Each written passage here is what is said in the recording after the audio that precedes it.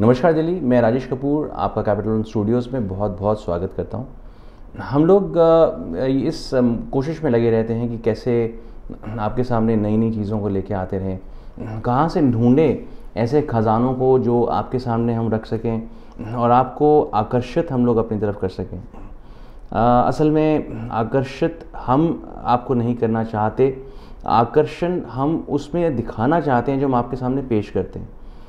ये कोशिश हमारी एक लगातार कोशिश है, हमेशा चलती रहेगी और यूं ही हम आपके सामने इस धरती के, जिसे हम लोग भारत कहते हैं, यहाँ के छुपे हुए ख़जानों को आपके सामने लाते रहेंगे।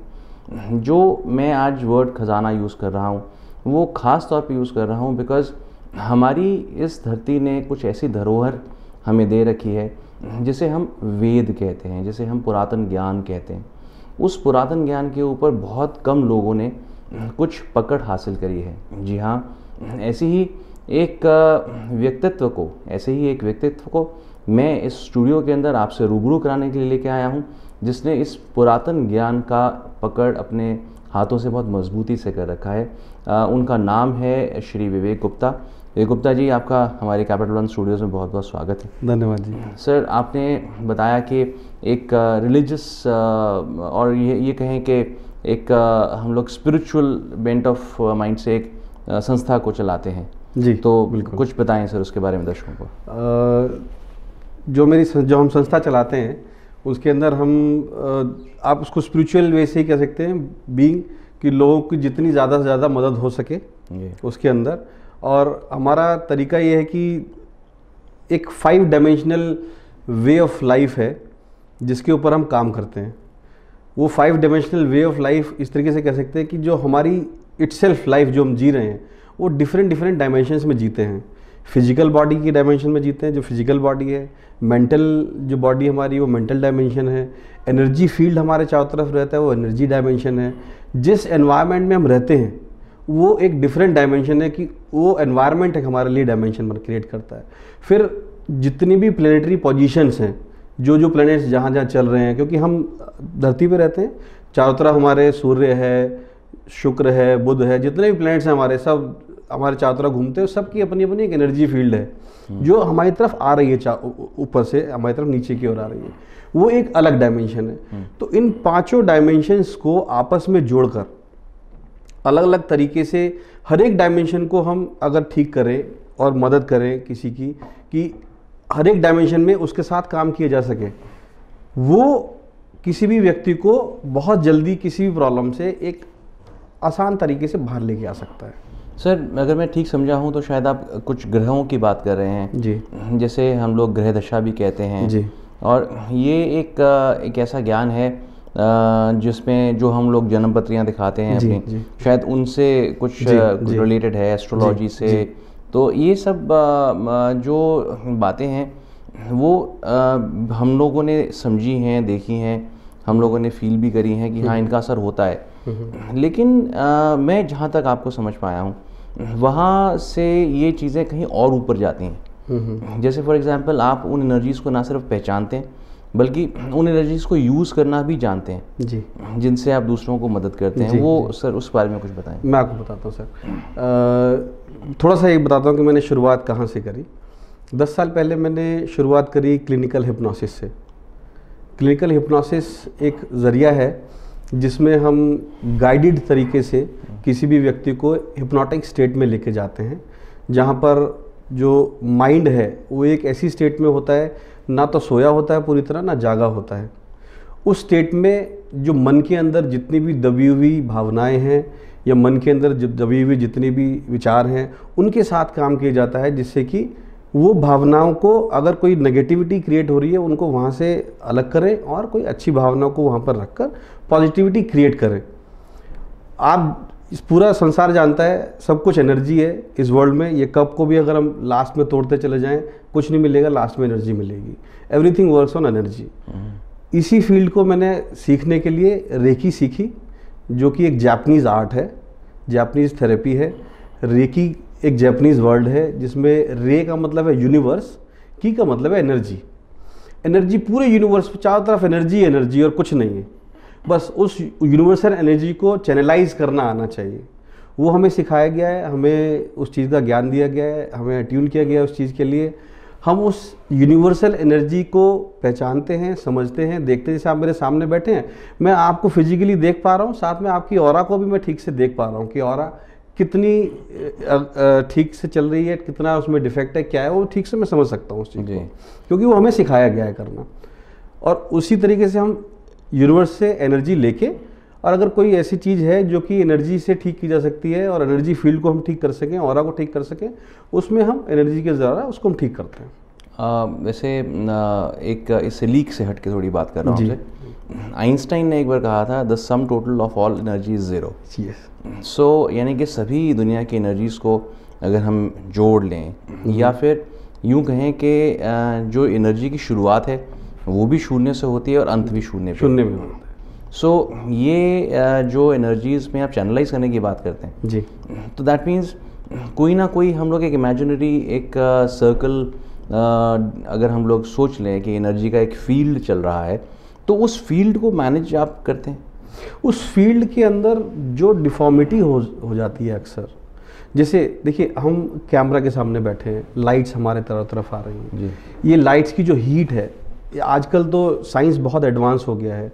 आज एक कैमरा आता है, क्लिनल कैमरा आता है, जो कि गैस डिस्चार्ज कैमरा है, उससे अगर हम फोटो खींचे तो हमारे ऑरा का भी फोटो उसके अंदर आता है। अच्छा। उसके अंदर जो अब इस एनवायरनमेंट में जो हमारी ऑरा पे इफेक्ट पड़ रहा है, उसके कलर्स डिफरेंट कलर्स दिखते हैं कि इस एनवायरनमेंट में ऑरा के अंदर ये इफेक्ट आ रहा है।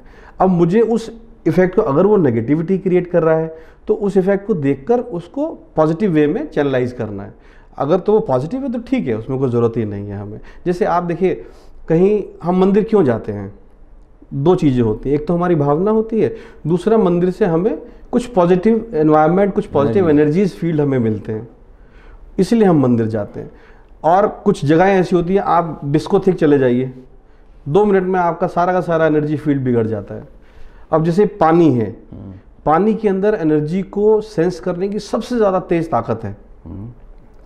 अगर मैं उस गैस डिस्चार्ज कैमरा से अभी पानी की फ़ोटो खींचूं, इसको थैंक यू बोलकर, नमस्ते कर इसका शेप डिफरेंट होगा, और मैं इसमें कुछ एब्यूज़ करके और गंदी बात बोलकर, नेगेटिव बोलकर अगर इसको खींचूं, उसका शेप बिल्कुल डिफरेंट होगा। शायद इसीलिए हमारे वेदों में भी कहे कि हम लोग जब खाना पकाते हैं या फिर जब हम कुछ ग्रहण करते हैं, तो हम लोग पहले सुविचारों को ध्यान में रखें और फिर ग्रहण करें। बिल्कुल सही कह रहे हैं सर। तो ये एक बहुत पुरातन साइंस है। ये बिल्कुल पुरातन वैदिक साइंस है, सब वैदिक है, सब हमारे वेदों में पहले से सब कुछ है।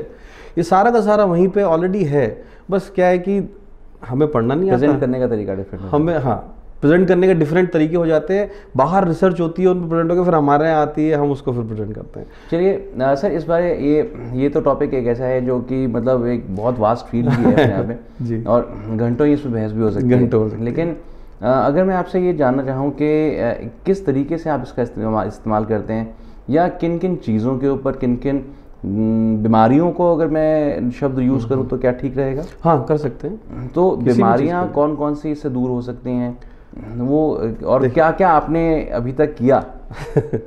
बताता हूँ मैं। बीमारी, इसमें आप किसी बीमारी के लिए भी इसको यूज़ कर सकते हैं। क्या होता है, कोई भी बीमारी फिजिकल बॉडी में आने से पहले हमारे ऑरा में आती है। हमारे ऑरा से वह धीरे धीरे ट्रांसमिट होकर हमारे माइंड से होते हुए हमारी बॉडी में चली जाती है। हम क्यों 5 डायमेंशनल अप्रोच की बात कर रहे हैं? क्योंकि हर चीज़ का अपना एक इफेक्ट है। प्लैनेट्स हैं, उनसे एक एनर्जी फील्ड हमारी तरफ आ रही है। Sun, which is the biggest source of light and energy only, ऐसी अलग अलग प्लैनेट सब उस सन से ही रिफ्लेक्ट होकर एनर्जीज हमारी तरफ भेजते हैं। अब वो एनर्जी रिफ्लेक्ट होकर एनवायरनमेंट में आती है, एनवायरनमेंट से हमारे पास आती है, हमारे पास से हमारे ऑरा में आती है, ऑरा से माइंड में आती है, माइंड से बॉडी में आती है, बॉडी से हमारे को रिफ्लेक्ट करना शुरू कर देती है। आप इसको ऐसा कह सकते हैं, हमारी बॉडी एक मॉनिटर है, जो भी कुछ दिखेगा कहाँ दिखेगा? बॉडी पे दिखेगा। माइंड हमारा एक बहुत बड़ा हार्ड डिस्क है, उसके अंदर सब कुछ स्टोर्ड है। You have each and every information in your mind, the only thing is how to retrieve it. हमें अगर आता है रिट्रीव करना तो हम कुछ भी कर सकते हैं, अगर नहीं आता तो नहीं कर सकते। सब कुछ उसके अंदर ऑलरेडी पड़ा हुआ है। फिर एनर्जी है, जो हमारा एनर्जी फील्ड है चारों तरफ, जो कि हमें प्रोटेक्ट रखता है एकदम किसी भी होने वाले दूसरे एनर्जी रिस्पांस को, हम अटैक को हम उसको रिस्पांस कर सकते हैं, बचा सकते हैं, रोकता है। वो सारी चीज़ उसके अंदर आती हैं। तो ये जो अप्रोच है उसमें एनर्जी से अगर हम ठीक करें, पहले एनर्जी ऑरा ठीक हो जाएगी, ऑरा के अगर ठीक रहेगी तो हमारे माइंड की स्टेट ठीक रहेगी, माइंड ठीक रहेगा तो हमारी बॉडी ठीक रहेगी। आप इसमें किसी भी बीमारी के बारे विषय में बात कर सकते हैं। एनर्जी से जब हम हील करते हैं तो हम डिस्टेंट हीलिंग भी करते हैं। अच्छा, हाँ, मैं यहाँ बैठा हूँ, नहीं कि फिजिकली हम लोग नहीं, कोई ज़रूरत नहीं है, कोई उसमें रिक्वायरमेंट नहीं है। मैं यहाँ बैठा हूँ, बंदा मेरा फ्रेंड मलेशिया में है, बोले यार मेरे को ऐसे ऐसे कुछ प्रॉब्लम हो रही है, कुछ हेल्प करो, I can send energy from here to Malaysia, it travels very fast. अच्छा, और ये सब हमारी वैदिक, ये सब हमारी वैदिक है, सब वेदों में है ऑलरेडी, सब मन से है, सब हमारे माइंड से काम। माइंड को हमें उस स्टेट पे रखने ले जाना होता है। उस स्टेट में माइंड कुछ भी कर सकता है, जिसे हम तुर्य स्टेट कहते हैं। बिल्कुल, मैं उस पर आऊँगा अभी जी। जब हम लोग ये मैं अपने दर्शकों के लिए पूछ रहा हूँ जी जी, हालांकि जानने की जिज्ञासा मेरी भी है। जी जी, हम लोग दिमाग को कहते हैं ब्रेन, जी, दिल हार्ट, मन को हम क्या कहते हैं? माइंड। माइंड। तो सर माइंड और ब्रेन, इन दोनों में क्या अंतर है? हाँ, मैं बताता हूँ सर आपको। अक्सर जब हम पूछते हैं वेयर इज माइंड, तो अगर आपसे पूछें वेयर इज माइंड, यूजुअली लोग जवाब क्या देते हैं? Here is mind. No, it is brain. Now the science has also proved the mind is something which is not existing in our body, it is somewhere out of our body. तो वो एक field है जो हमारी body के चारों तरफ रहता है। ब्रेन का काम है प्रोसेसिंग करना, वो इंफॉर्मेशंस को प्रोसेस करता है बहुत फास्ट। मान लीजिए अगर आपने जैसे कप पकड़ा हुआ है आपने हाथ में,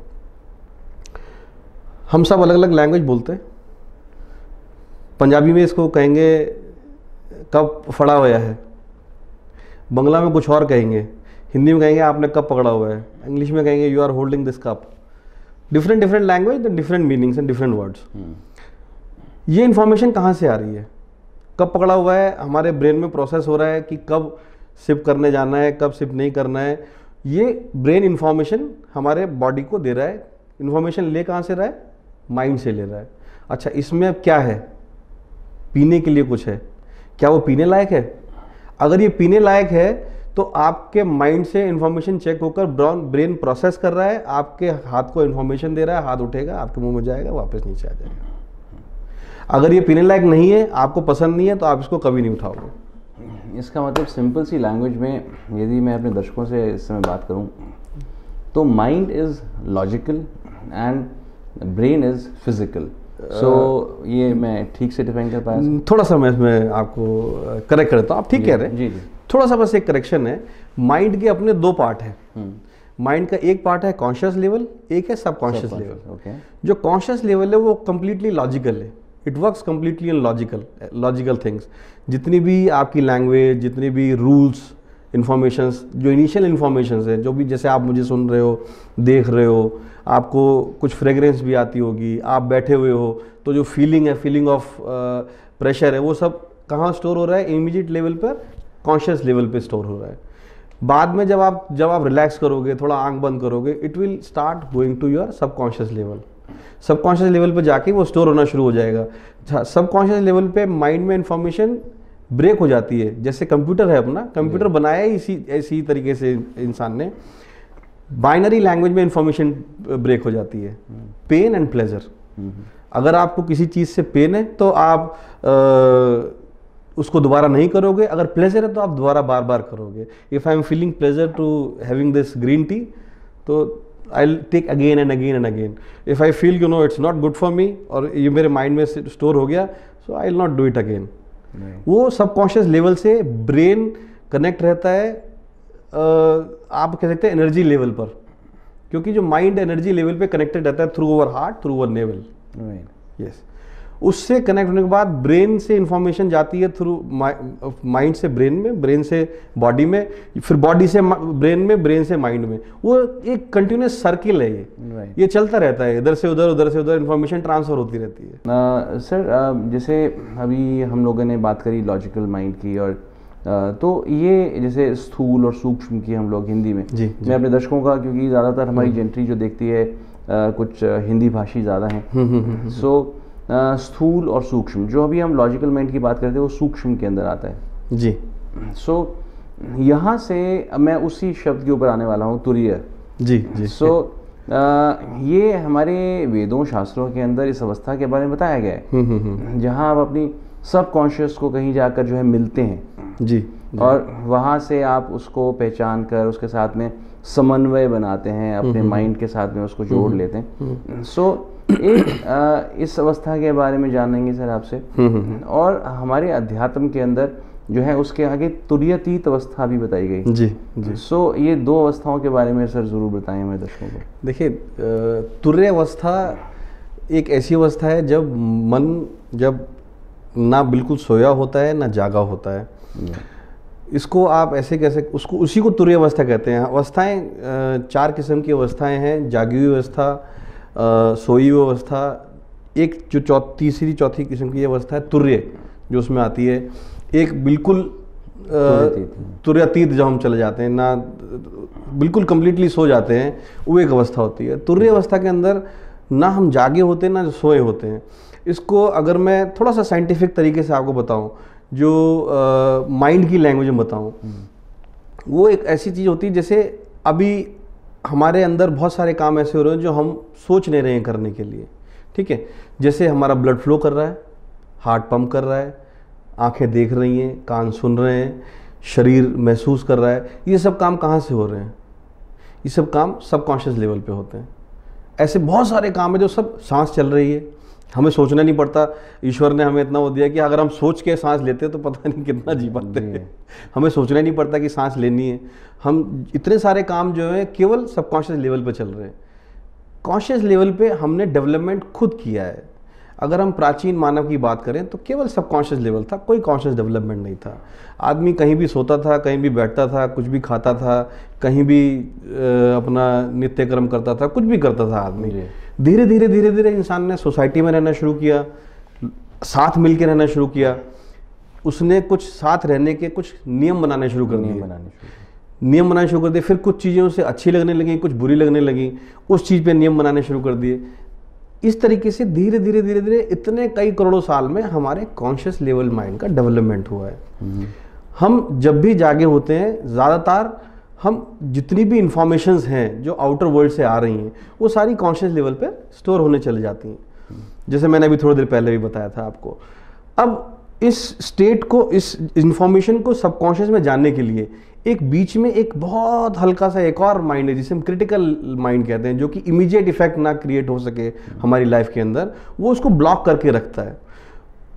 तुर्य स्टेट में, या जब भी ये स्टेट ऐसी स्टेट डेवलप होती है जब आप आराम कर रहे होते हैं, ये क्रिटिकल लेवल खत्म हो जाता है और सब कॉन्शियस से इंफॉर्मेशन ट्रांसफर होना शुरू हो जाती है कॉन्शियस लेवल के ऊपर। इस स्टेट को हम ध्यान के जरिए भी क्रिएट कर सकते हैं, मेडिटेशन में जाकर। जितना हम डीप मेडिटेशन जाएंगे, एक माइंड का लेवल आता है, ब्रेन का लेवल, थीटा लेवल आता है ब्रेन का, वो लेवल तुर्य लेवल क्रिएट हो जाता है वहाँ पर, जहाँ पर सबकॉन्शियस कॉन्शियस सारी चीज़ एक हो जाती है, सारी इन्फॉर्मेशन एक हो जाती है। वहाँ पर फिर कॉन्शियस और सबकॉन्शियस का कोई आपस में नहीं रहता, सब कुछ का सारे काम सबकॉन्शियस कर रहा होता है। पूरी हर चीज़ का कंट्रोल सबकॉन्शियस कर रहा होता है। हमारे सोच का, विचार का कंट्रोल भी सब सबकॉन्शियस कर रहा होता है। उस लेवल को लाने के लिए, तुर्य स्टेट को लाने के लिए हम गाइडेड हिप्नोसिस का भी प्रयोग करते हैं, जिसे हम क्लिनिकल हिप्नोसिस कहते हैं। मैं ये शब्द बहुत बात सुन चुका हूँ जिसमें हिप्नोथेरेपी भी आती है। जी हाँ, जी हाँ। सो ये एक ऐसी चीज़ है जो कि मुझे हमेशा से आकर्षित करती रही है कि हम लोग जैसे आप कहते हैं कि हम लोग पास्ट लाइफ रिग्रेशंस हम बड़ा सुनते हैं। सो उसके अंदर हम लोग अपने अतीत के पीछे, मतलब हम लोग जो पुराने जन्मों के अंदर चले जाते हैं। क्या ये चीज़ सर एक्चुअली में होती है? एक छोटी सी चीज़ एक और साइंटिफिक तरीके से बताता हूँ। मैंने अपने ज्ञान को 10 साल में ना जितने भी अच्छे से उसको साइंटिफिक तरीके से जोड़ना सीखा है, वो इसलिए क्योंकि एक कोई भी व्यक्ति, अगर मैं साइंटिफिकली लॉजिकल बात करता हूँ तो उसको जल्दी से समझ पाता है। अगर मैं स्ट्रेटली कहूँ कि जी मेरे वेद में ऐसा लिखा है, तो कहेंगे यार वो तो लिखा हुआ है, उसकी तो कोई लिखा तो हुआ सब नहीं देख रखा है लिखा हुआ है, पर उसकी क्या तुलना कर सकते हो, क्या विज्ञान से तुलना कर सकते हैं कि हाँ ये सब वैज्ञानिक चीज़ है। जैसे आपने थोड़ी देर पहले आइंस्टाइन का नाम लिया था, आइंस्टाइन का जो फॉर्मूला है E=mc², कि एनर्जी एक बराबर होती है एक मास के, अगर वो एक लेवल पे बहुत तेज़ी से अगर घूमे तो मास can convert into energy and energy convert into mass. एक और भी चीज़ होती है उसके साथ जो हमने साथ में जोड़ी है, उसे कहते हैं इंफॉर्मेशन। आपके पास जितने भी हमारे चारों तरफ चीज़ें हैं जो मैं बोल रहा हूँ, जो आप सुन रहे हैं, वो केवल आप ही नहीं सुन पा रहे हैं, वो एक इन्फॉर्मेशन है जो ट्रैवल कर रही है थ्रू माय वर्ड्स, और वो इन्फॉर्मेशन स्टोर हो रही है और भी कई जगह पर। अगर हम उसको, अब तो पीछे कुछ साइंस ने ये भी प्रयोग कर रहे हैं, जो महाभारत की लड़ाई हुई थी उसमें उनकी आवाज़ों को सुनने के भी प्रयोग कर रहे हैं, कि उस समय की आवाज़ें आज भी दीवारों में से उन जगहों से सुनने की कोशिश की जा रही है, और कुछ रिजल्ट्स भी निकल के आए हैं उसके।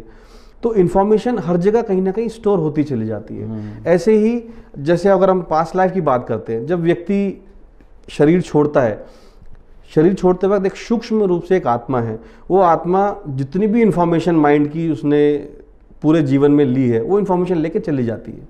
दोबारा जब जन्म लेता है वो इन्फॉर्मेशन को साथ में लेके जन्म लेता है। उस इन्फॉर्मेशन का, जैसे कि आज के टाइम पे अगर मेरे साथ कोई ऐसी घटना हुई है और जो मेरे मन में उसकी भावना में लेकर अगर मैं मर गया, तो क्या होगा, इसी उम्र में इसी भावना के साथ फिर से वो भावना वापस बाहर आ जाएगी। और उस भावना की वजह से या तो पॉजिटिव एनवायरनमेंट क्रिएट हो सकता है या नेगेटिव हो सकता है। उस भावना में डिपेंड करता है कि मैं किस भावना को लेके अपने पास बैठा हुआ हूँ, किस विचार को मैंने अपने भावनाओं के साथ इतना जोड़ दिया है जो कि मुझे बिल्कुल लाइफ टाइम तक याद रहेगा और हमेशा मेरे साथ ट्रैवल करता रहेगा। जी। इन्हीं चीज़ों की वजह से लाइफ में बहुत प्रॉब्लम्स कई बार हो जाती है। मैं एक एग्जांपल आपको देना चाहता हूँ। एक मेरे पास एक फीमेल आई मेरे पास, उनकी शादी नहीं हो पा रही थी।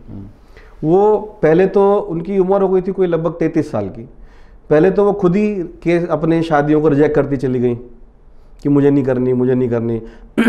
फिर बाद में जब उनको लगा कि नहीं, अब मेरी उम्र होती चली जा रही है, शादी करना एक ऐसी चीज़ है कि समाज में रहने के लिए, चाहे वो मेल हो चाहे फीमेल हो, एक समय के बाद किसी साथी की जरूरत पड़ती ही पड़ती है। तो आदमी को लगता है कि मैं अकेले कब तक ज़िंदगी को बिता पाऊंगा, शादी करना ही चाहता है हर कोई ज़्यादातर जीवन के अंदर। उनकी फिर जब उनकी इच्छा हुई शादी करने की, तो फिर अब उनको लड़कों ने रिजेक्ट करना शुरू कर दिया। शादी का रिश्ता हो भी जाए फिर भी शादी ना हो पाए। मेरे पास आई कि ये किस वजह से हो रहा है। मैंने उनको रिग्रेशन में लेके गया, धीरे धीरे पास्ट लाइफ में लेके गया।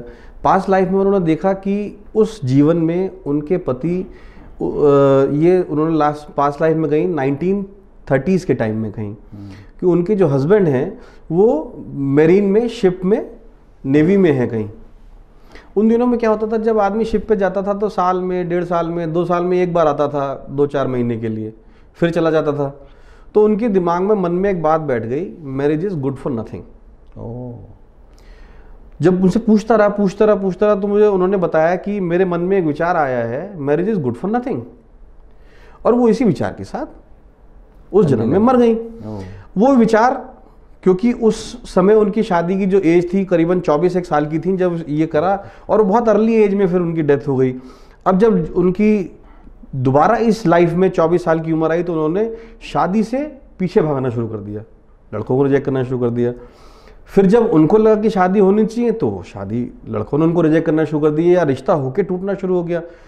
वहाँ पर हमने क्या किया, उस विचार को हमने वहाँ से रिप्लेस किया मैरिज के कुछ अच्छी विचारों के साथ, और साथ में और नए विचार दिए, कुछ एनर्जी हीलिंग वहाँ पे करी, वापस उनको इस एनवायरनमेंट में लेके आए।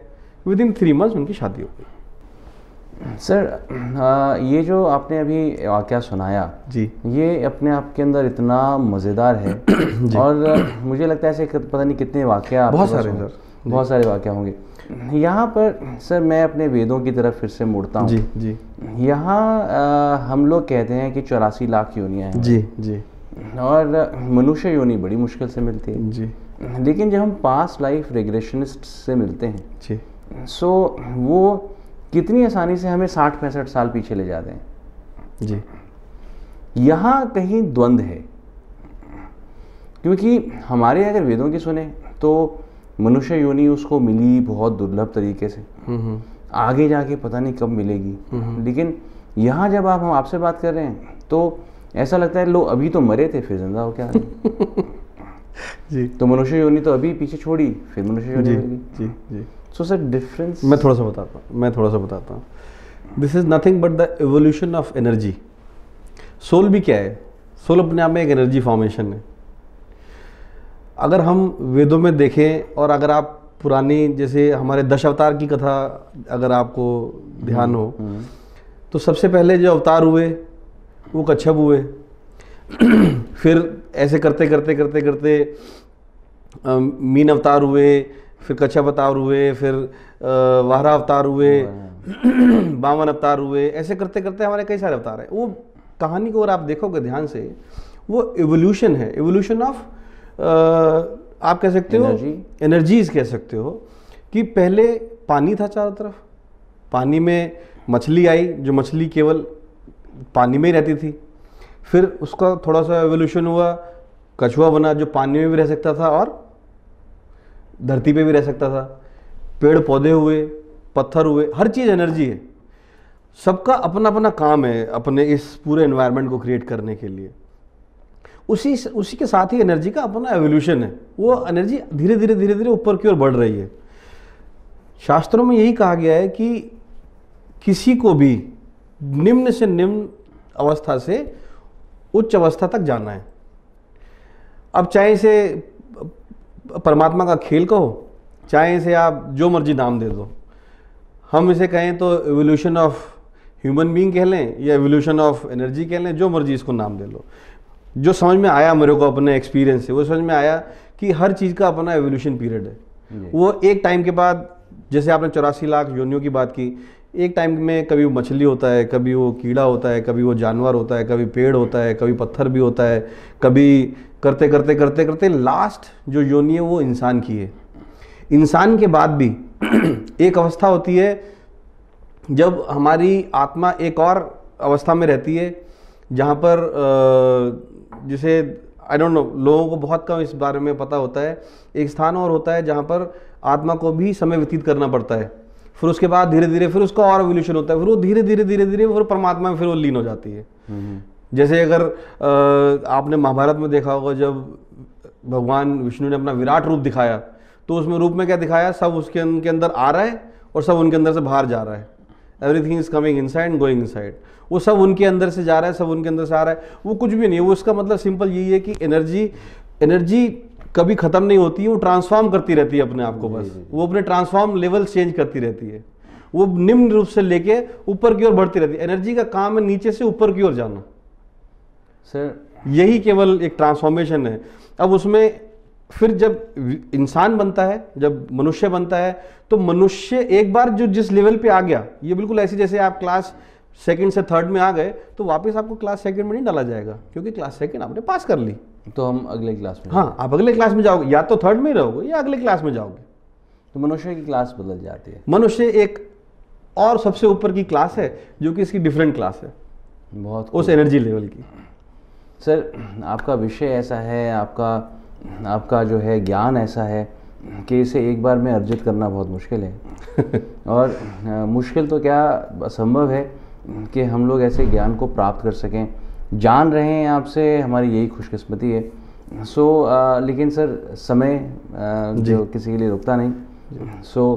हमारे इस एपिसोड का भी अब समय हो चला है समापन का जी। लेकिन इस वायदे के साथ मैं अपने दर्शकों से ये विदा लेना चाहता हूँ कि जल्द ही हम आपके साथ फिर से एक सेशन और करेंगे सर। ठीक है, मैं थोड़ा सा बस दर्शकों को एक चीज़ कहना चाहता हूँ कि मैं कुछ भी नहीं हूँ, ये सब मेरे द्वारा होता है। मैं नहीं करता हूँ, सब मेरे द्वारा होता है और मैं केवल एक चैनल हूँ। मुझे ईश्वर ने एक चैनल बना रखा है, मेरे ज़रिए मुझे ज़रिया बना रखा है, मेरे ज़रिए ये सब चीज़ें होती हैं। मुझे भी नहीं पता मैं बोलता हूँ कि कौन बोलता है, बस ये सब हो रहा है। मैंने अपने आप को उस पर समर्पित किया हुआ है और बस सब कुछ उसी प्रकार से होता चला जाता है सर। इसी के साथ मैं धन्यवाद देता हूँ। विचार है, बिल्कुल सर, आपका भी बहुत बहुत शुक्रिया है कि आपने समय निकाला हमारे लिए और यहाँ स्टूडियो में आए।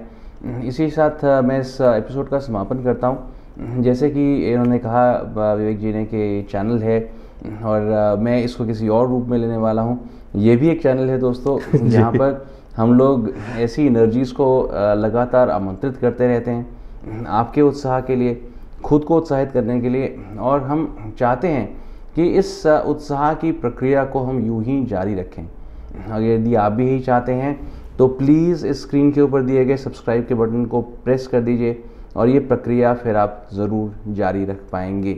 तो इसी एक नोट के साथ मैं इस इंटरव्यू का समापन तो कर रहा हूँ, लेकिन साथ ही साथ एक बहुत वैल्यूएबल इन्फॉर्मेशन आपको देना चाहता हूँ। विवेक जी के सभी नंबर्स और उनके जो कांटेक्ट करने के जो साधन हैं वो यहाँ लिखे गए हैं। उनका ईमेल एड्रेस, उनका फ़ोन नंबर्स, सभी कुछ इस स्क्रीन के नीचे आप देख पा रहे हैं। सो प्लीज़ आप विवेक जी से संपर्क करें, उनसे मिलें, अपनी प्रॉब्लम्स को दूर करें। धन्यवाद।